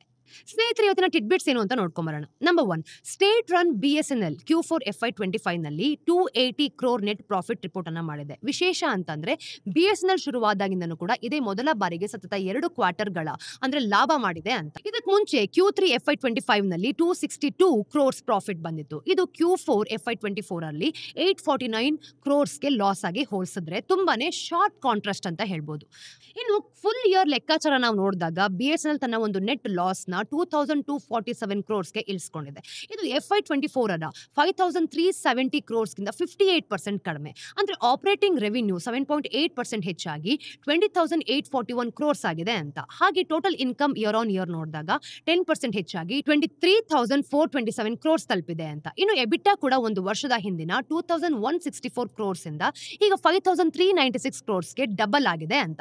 ಇನ್ನು ಮೊಬಿಲಿಟಿ ಸರ್ವಿಸ್ ನಿಂದ ರೆವಿನ್ಯೂ 6% ಹೆಚ್ಚಾಗಿ 7,499 crores ಆಗಿದೆ ಅಂತ. ಇನ್ನು FTTH ರೆವಿನ್ಯೂ ಕೂಡ 10% ಬೆಳೆದು 2,923 crores ತಲುಪಿದೆ. ಎರಡನೇದು, ಬ್ರಿಟಿಷ್ ಅಮೆರಿಕನ್ ಟೊಬ್ಯಾಕೋ BAT ಅಂತ ಏನ್ ಕರಿತೀವಿ, ಇದು ತಮ್ಮ ಒಂದು ಸಬ್ಸಿಡರಿ ಆದ ಟೊಬ್ಯಾಕೋ ಮ್ಯಾನುಫ್ಯಾಕ್ಚರಿಂಗ್ ಇಂಡಿಯಾ ಲಿಮಿಟೆಡ್ ಮೂಲಕ ಈ ಒಂದು ITC ಲಿಮಿಟೆಡ್ ಅಲ್ಲಿ ತಮ್ಮ ಒಂದು 2.3% ಸ್ಟೇಕ್ ಅನ್ನ 11,613 crores ಆಫ್ಲೋಡ್ ಮಾಡ್ಕೊಂಡಿದೆ, ಅಂದ್ರೆ ಮಾರಾಟ ಮಾಡಿದೆ ಅಂತ. ಇದೊಂದು ಬ್ಲಾಕ್ ಡೀಲ್ ಮೂಲಕ ನಡೆದಿದೆ. ಈ ಟ್ರಾನ್ಸಿಷನ್ ನಲ್ಲಿ 29 crores ಶೇರ್ಸ್ ಗಳನ್ನ ಪ್ರತಿ ಶೇರ್ಗೆ 400 ಫ್ಲೋರ್ ಪ್ರೈಸ್ ಅಲ್ಲಿ ಮಾರಾಟ ಮಾಡಲಾಗ್ತದೆ. ಇದು ITCಯ ಹಿಂದಿನ NSE ಕ್ಲೋಸಿಂಗ್ ಪ್ರೈಸ್ ಆದ 433.90 ಹೋಲಿಸಿದ್ರೆ 7.8% ಡಿಸ್ಕೌಂಟ್ ಆಗಿದೆ ಅಂತ. ಈ ಸೇಲ್ ನಂತರ ITCಯಲ್ಲಿ ಬ್ಯಾಟ್ ಅಂದ್ರೆ ಈ ಸ್ಟೇಕ್ ಕೂಡ 25.44% ಇಂದ 23.1% ಕಡಿಮೆ ಆಗಿದೆ. ಈ ಮಾರಾಟವನ್ನ ಬಲ್ಕ್ ಸೇಲ್ ರೂಟ್ ಅಡಿಯಲ್ಲಿ ನೋಡಿದಾಗ NSE ಮತ್ತೆ BSEಯಲ್ಲಿ ಮಲ್ಟಿಪಲ್ ಕಂತುಗಳಲ್ಲಿ ಮಾಡಲಾಗ್ತದೆ. ಇದು ಪೂರ್ತಿಯಾಗಿ ಕೂಡ ಸೆಕೆಂಡರಿ ಸೇಲ್, ಅಂದ್ರೆ ಇದರಿಂದ ITCಗೆ ಯಾವುದೇ ಹಣಕಾಸು ಕೂಡ ಸಿಗೋದಿಲ್ಲ. ಇನ್ನು ಗೋಲ್ಡ್ಮನ್ ಸ್ಯಾಚ್ಸ್ ಇಂಡಿಯಾ ಮತ್ತೆ city group global market India ಈ ಡೀಲ್ಗೆ ಪ್ಲೇಸ್ಮೆಂಟ್ ಅನ್ನ ಏಜೆಂಟ್ಸ್ ಆಗಿ ಕೆಲಸ ಮಾಡ್ತಿದ್ದಾರೆ. ಇನ್ನು ಬ್ಯಾಟ್ ಈ ಒಂದು ಟ್ರಾನ್ಸಿಷನ್ ನಂತರ 6 ತಿಂಗಳು ಲಾಕಪ್ ಪೀರಿಯಡ್ ಅನ್ನ ಹಾಕಿದೆ. ಅಂದ್ರೆ ಈ ಸಮಯದಲ್ಲಿ ಅವರು ಮತ್ತೆ ಶೇರ್ಸ್ ಮಾರಾಟ ಮಾಡೋ ಹಾಗೆ ಇರೋದೇ ಇಲ್ಲ. ಈ ಕ್ರಮ ನೋಡಿದಾಗ ಫೈನಾನ್ಷಿಯಲ್ ಫ್ಲೆಕ್ಸಿಬಿಲಿಟಿನೂ ಕೂಡ ಹೆಚ್ಚುತ್ತೆ. ಅದು ITCಯನ್ನ ಒಂದು ಕೋರ್ ಸ್ಟ್ರಾಟಜಿಕ್ ಅಸೆಟ್ ಆಗಿ ನೋಡ್ತೀವಿ ಅಂತಾನೂ ಕೂಡ ಕಂಪನಿ ಹೇಳ್ತಿರೋದು. ಕೊನೆಯ ಟಿಡ್ಬಿಟ್, ಇಂಡಿಯನ್ ಆಯಿಲ್ ಕಾರ್ಪೊರೇಷನ್ ಒಂದು ಸಬ್ಸಿಡರಿ ಆದ ಚೆನ್ನೈ ಪೆಟ್ರೋಲಿಯಂ ಕಾರ್ಪೊರೇಷನ್ ಲಿಮಿಟೆಡ್ ನ ಈ ಮಿನಿಸ್ಟ್ರಿ ಆಫ್ ಪೆಟ್ರೋಲಿಯಂ ಹಾಗೆ ನ್ಯಾಚುರಲ್ ಗ್ಯಾಸ್ ಕಡೆಯಿಂದ ಒಂದು ಅಪ್ರೂವಲ್ ಸಿಕ್ಕಿದೆ. ಏನಪ್ಪಾ ಅಂತಂದ್ರೆ ಇನ್ನು ಮುಂದೆ CPCL ತಮ್ಮದೇ ಆದ ಔಟ್ಲೆಟ್ಸ್ ಮೂಲಕ ಪೆಟ್ರೋಲ್ ಮತ್ತೆ ಒಂದು ಡೀಸೆಲ್ ನ ರಿಟೇಲ್ ಮಾರಾಟ ಮಾಡಬಹುದು ಅಂತ. CPCL ಸದ್ಯಕ್ಕೆ ಈ ನಾರ್ತ್ ಚೆನ್ನೈನ ಒಂದು ಮನಾಲಿಯಲ್ಲಿ 10.5 ಮಿಲಿಯನ್ ಟನ್ಸ್ ಪರ್ ಆನಮ್ ಅಂದ್ರೆ ಸಾಮರ್ಥ್ಯ ಇರುವಂತ ರಿಫೈನರಿಯನ್ನ ಹೊಂದಿದೆ. ಇಲ್ಲಿ ಅವರು ಪೆಟ್ರೋಲ್ ಮತ್ತೆ ಡೀಸೆಲ್ ಮತ್ತೆ LPG ತರದ ಒಂದು ಪ್ರಾಡಕ್ಟ್ಸ್ ಕೇವಲ IOCಗೆ ಸಪ್ಲೈ ಮಾಡ್ತಾರೆ. ಆದ್ರೆ ಈಗ ಕಂಪನಿ ಕಾಂಪಿಟೇಟಿವ್ ಆದ ಒಂದು ರಿಟೇಲ್ ಫ್ಯೂಯಲ್ ಮಾರ್ಕೆಟ್ಗೆ ಎಂಟರ್ ಆಗೋ ಪ್ಲಾನ್ಸ್ ಅನ್ನ ಅನೌನ್ಸ್ ಮಾಡ್ತಿದೆ ಅಂತ. ಈ ಮಾರ್ಕೆಟ್ಸ್ ನಲ್ಲಿ ಈಗಾಗಲೇ IOC, BPCL, HPCL ತರದ ಒಂದು PSU ಕೂಡ ಜಾಯಿಂಟ್ಸ್ ಗಳು ಹಾಗೇನೆ ರಿಲಯನ್ಸ್, ಶೆಲ್ ಮತ್ತೆ ನಾಯ್ರಾ ತರದ ಪ್ರೈವೇಟ್ ಪ್ಲೇಯರ್ಸ್ ಕೂಡ ಇದ್ದಾರೆ. ಇನ್ನು CPCL ಎಷ್ಟು ಔಟ್ಲೆಟ್ಸ್ ನ ತೆರೆಯುತ್ತೋ ಅಥವಾ ಎಲ್ಲಿ ತೆರೆಯುತ್ತೋ ಅನ್ನೋ ಒಂದು ಡೀಟೇಲ್ ಸಹ ಇಲ್ಲಿ ಡಿಸ್ಕ್ಲೋಸ್ ಇನ್ನೂ ಮಾಡಿಲ್ಲ.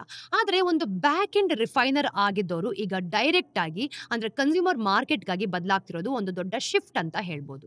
ಇದು ONGCಯ ಡಿವಿಷನ್ ಆದ ಒಂದು MRPL ಸೆಟ್ ಮಾಡ್ದ ಪ್ರೆಸಿಡೆಂಟ್ ಅಂದ್ರೆ ಹಿಂದಿನ ಉದಾಹರಣೆ ತರ ಇದೆ. ಇನ್ನು MRPL 2005ರಲ್ಲಿ ರಿಟೇಲ್ ಆಪರೇಷನ್ ಶುರು ಮಾಡಿ ಈಗ ಕರ್ನಾಟಕ ಮತ್ತೆ ಕೇರಳದಲ್ಲಿ 100 ಔಟ್ಲೆಟ್ಸ್ ಅನ್ನ ಹೊಂದಿದೆ. ಇನ್ನು ಸಿಪಿಸಿಎಲ್ ಎಕ್ಸ್ಪಾನ್ಷನ್ ಪ್ಲಾನ್ಸ್ ಕೂಡ ಇನ್ನು ಅರ್ಲಿ ಸ್ಟೇಜಸ್ ಅಲ್ಲೇ ಇಟ್ಕೊಂಡಿದೆ ಅಂತ ಹೇಳ್ಬೋದು. ಆಪರೇಷನಲ್ ಟೈಮ್ಲೈನ್ಸ್ ಮತ್ತೆ ಇನ್ವೆಸ್ಟ್ಮೆಂಟ್ ಡೀಟೇಲ್ಸ್ ಇನ್ನೂ ಕೂಡ ಅನೌನ್ಸ್ ಮಾಡಬೇಕಾಗಿದೆ. ಸ್ನೇಹಿತರೆ, ಇದಷ್ಟು ಝೀರೋದ ಮಾರ್ಕೆಟ್ಸ್ನ ದ ಡೈಲಿ ಬ್ರೀಫ್ನ ಅಪ್ಡೇಟ್ಸ್. ಮತ್ತಷ್ಟು ಅಪ್ಡೇಟ್ಸ್ ಒಂದಿಗೆ ನಾನು ನಿಮಗೆ ಮುಂದಿನ ವಿಡಿಯೋಲಿ ಸಿಗ್ತೀನಿ. Till then take care.